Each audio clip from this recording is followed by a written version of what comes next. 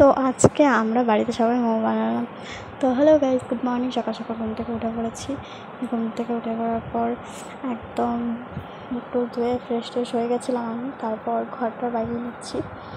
দিয়ে ঘরটা বাগানোর পর বিছানাটা ছেড়ে নিচ্ছি। বিছানাটা খুব সুন্দর করে পেতে দেওয়ার পর একদম এখানে আমি ঘর ঝাড় দিয়ে করে নেবো।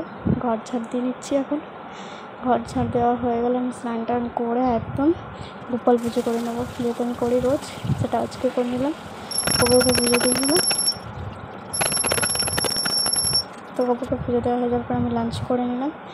দিয়ে এখানে দেখো মোমোজ বানানোর জন্য গাজর আর বাঁধাকপিটাকে নুন দিয়ে ভিজিয়ে রাখলাম, তার সাথে সয়াবিনটাকেও ভিজিয়ে দিলাম। আমরা যেহেতু ভেজ মোমো করবো তার জন্য এটাই।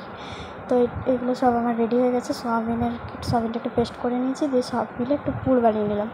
দিয়ে এখানে আটা ডোটা সেমে লেচি কেটে বেলে নিয়েছি। দিয়ে বেলে নেওয়ার পর এতগুলো মোমো করে নিয়েছি। তো রাত্রে আমাদের সন্ধ্যাবেলা একটা টিফিন ছিল। Bye bye. কেমন লাগলো তোমরা জানিও।